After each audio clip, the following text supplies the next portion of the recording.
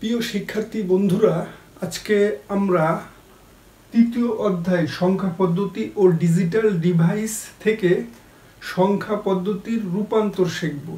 গত ক্লাসে আমি বলেছিলাম যে তৃতীয় অধ্যায় অর্থাৎ সংখ্যা পদ্ধতি ও ডিজিটাল ডিভাইস থেকে আমাদের কি কি শিখতে হবে। আমি বলেছিলাম, আবার তোমাদের মনে করাই দেওয়ার জন্য বলতেছি, সংখ্যা পদ্ধতির রূপান্তর, বিভিন্ন সংখ্যা পদ্ধতির মধ্যে যোগ বিয়োগ এবং দুইয়ের পরিপূরক। সো আজকে আমি সংখ্যা পদ্ধতির রূপান্তর শিখব। সো প্রথমে বলে রাখি যে অনেকে অনেক ধরনের পদ্ধতির কথা বলবে, অনেকে অনেক ধরনের পদ্ধতিতে তোমাদের এই সংখ্যা পদ্ধতির রূপান্তর শেখাচ্ছে, যার ফলে তোমরা সঠিক মেথডটা না পাওয়ার কারণে তালগোল পাকিয়ে ফেলাও, সঠিক সময়ে সঠিক জায়গায় উত্তরগুলো তোমরা দিতে পারো না।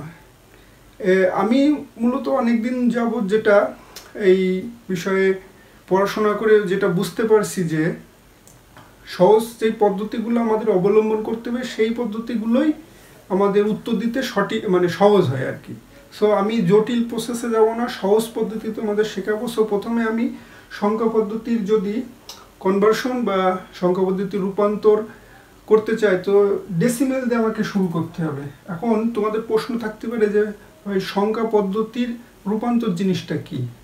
সংখ্যা পদ্ধতির রূপান্তর হচ্ছে এক সংখ্যা পদ্ধতি থেকে অন্য একটি সংখ্যা পদ্ধতিতে যাওয়ার একটা মাধ্যম, অর্থাৎ তুমি যে পদ্ধতিতে এক সংখ্যা পদ্ধতি থেকে অন্য পদ্ধতিতে যাবে সেটাই হচ্ছে সংখ্যা পদ্ধতির রূপান্তর।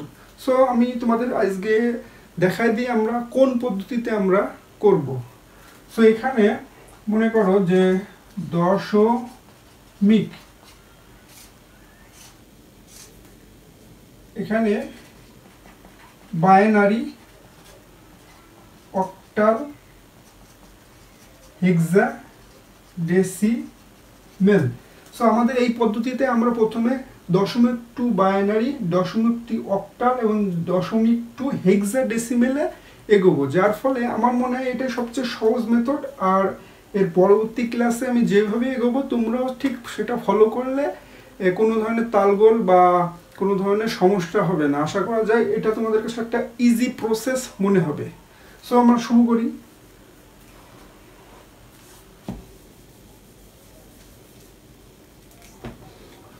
আরেকটু বলে রাখি যে তোমাদের কাছে বলে রাখি যে দশমিক সংখ্যা পদ্ধতি কাকে বলে যদি মনে প্রশ্ন জাগে, তা আমার কাছে সহজ হচ্ছে যে সংখ্যা পদ্ধতিতে 10টি অঙ্ক বা ডিজিট ব্যবহার করা হয় তাকেই দশমিক সংখ্যা পদ্ধতি বলা হয়।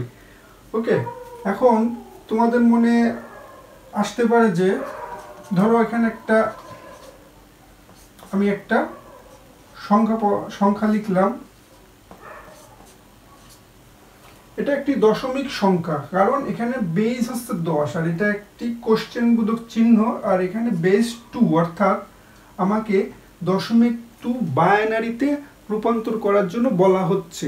সেক্ষেত্রে এখন আমার সহজ পদ্ধতি হচ্ছে দশমিক থেকে বাইনারি বা দশমিক থেকে অক্টাল বা দশমিক থেকে হেক্সাডেসিমেল যেতে গেলে আমাকে এই পাশে দেখতে হবে বেস কত আছে, সেই বেস দিয়ে এই দশমিককে ভাগ করতে হবে। সো এখানে বেস কি তোমাদের হয়তো কোশ্চেন আসতে পারে, অর্থাৎ বেস হলো কোনো সংখ্যা পদ্ধতির যতগুলো ডিজিট বা প্রতীক চিহ্ন তার মোট সংখ্যাকেই বেস বলা হয়। একদম সহজ। সো এখন আমরা এই অঙ্কটা করি। আমাদের বেস 2, এখানে দশমিক 30। সো 2 দিয়ে যদি আমি 30-এ ভাগ করি, সব 15 দুগুণে 30, শূন্য থাকে, ভাগফলটা হচ্ছে ভাগফল এখানে আর ভাগশেষ এখানে। আবার 15 2 দিয়ে ভাগ করি আমরা, 2 আর 15 কত হয়, 7 দুগুণে 14, অর্থাৎ 1। এই 1 এখানে আসবে আর ভাগফলটা এখানে আসবে। আবার 2 দিয়ে যদি আমি ভাগ করি তো দেখো 7 3 দুগুণে 6, অর্থাৎ এখানে ভাগশেষ 1 আর ভাগফল 3। আবার 2 দিয়ে যদি আমি 3 দিয়ে ভাগ করি, অর্থাৎ 2 অক্ষে 2, অর্থাৎ 1। এখানে 1 থাকে, এখানে 1 থাকে। এখন এইখানে হচ্ছে দেখবা যে এখানে যদি আমি 2 দিয়ে 1 রে তো কখনোই ভাগ করা যায় না। সো এখানে একটা সহজ পদ্ধতি হচ্ছে এই 1টা এখানে দিয়ে দেবা আর এখানে 0 দিয়ে দেবা। এটা হচ্ছে একেবারে সহজ পদ্ধতি। এখন এই শেষেরটাকে বলা হয় MSB অর্থাৎ মোস্ট সিগনিফিকেন্ট বিট, আর এখানকার বলা হয় LSB অর্থাৎ লিস্ট সিগনিফিকেন্ট বিট। এখন উত্তর কিভাবে লিখতে হবে? উত্তরটা লিখতে হবে ক্রমান্বয়ে এখান থেকে, যে অর্থাৎ 30 10 = 1 1 1 1 0। এটাই হচ্ছে বাইনারিতে রূপান্তর। আশা করি তোমরা পূর্ণ সংখ্যা, এটা গেল পূর্ণ সংখ্যার ক্ষেত্রে। এখন আমরা ভগ্নাংশ এবং পূর্ণ সংখ্যা কিভাবে করতে হয় সেটা দেখব। চলো সংখ্যা লিখি। ধরো 25.05।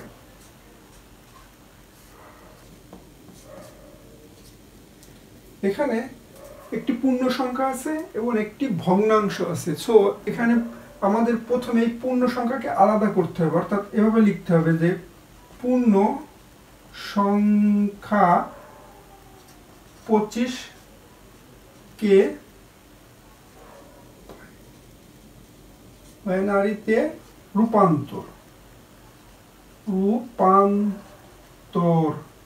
ওকে, এখন আগের নিয়মে যেভাবে করেছি 2 বেস দিয়ে এটাকে ভাগ করতে হবে। অর্থাৎ কত হয় দেখো, 25 যদি 2 দিয়ে ভাগ করা যায় তো 12 দুগুণে 24, তাহলে 24-এ কত 1 থাকে।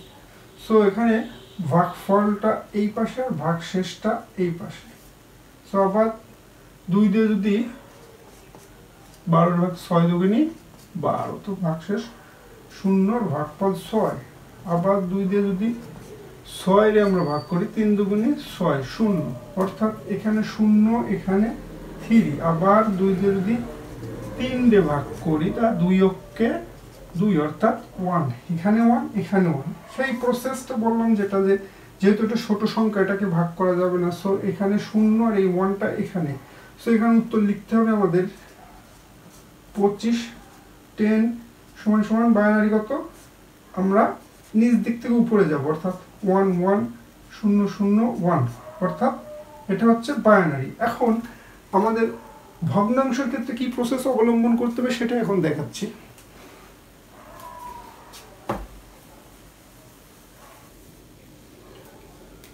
ভগ্নাংশের ক্ষেত্রে এখানে লিখতে হবে যে ভগ্নাংশ 0.05 কে বাইনারিতে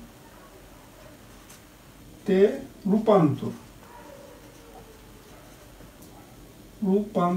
ওকে, সো এখানে লিখতে হবে যে পূর্ণ সংখ্যা আর ভগ্নাংশ, অর্থাৎ ভগ্নাংশ কত আমাদের 0.05 গুণ 2।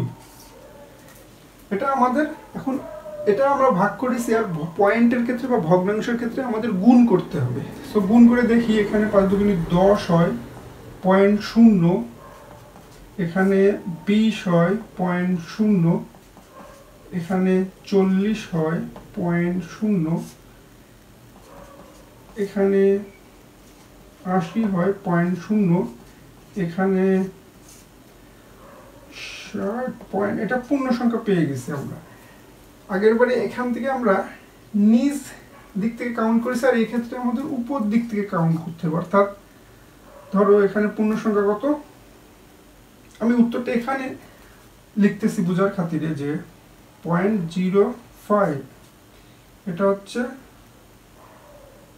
তোমার দশমিক সংখ্যা, আর উত্তরটা হচ্ছে এমন যে 0 0 0 4টে 0 1। আর যেটা এখনো, যেহেতু এখানে দেখো আমরা পূর্ণ সংখ্যা পেয়েছি, বাট এখানে কিন্তু এখনো 0 হয় নাই।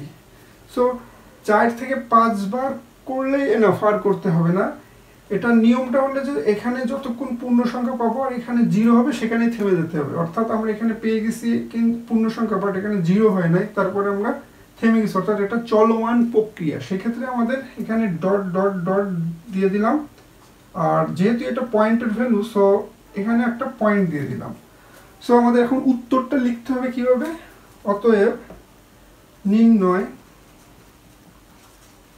উত্তর ইজ ইকুয়াল টু এই যে 225.05, এটা হচ্ছে ডেসিমেল সংখ্যা, এর বাইনারি হচ্ছে 11001, আর এটা হচ্ছে এর সাথে মিলাই দিতে হবে 00001.2।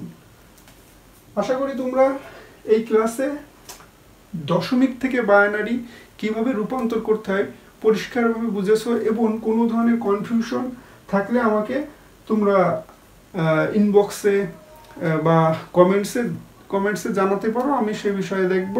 এবং আমার মনে হয় সবচেয়ে ইজি প্রসেসে আমি দেখাইছি, এবং কোনো ধরনের যদি বুঝতে সমস্যা হয় তো আমাকে তোমরা, অলরেডি বললাম যে আমাকে তোমরা জানানোর চেষ্টা করো। সো আজকের মতো এই পর্যন্ত, ধন্যবাদ সবাইকে।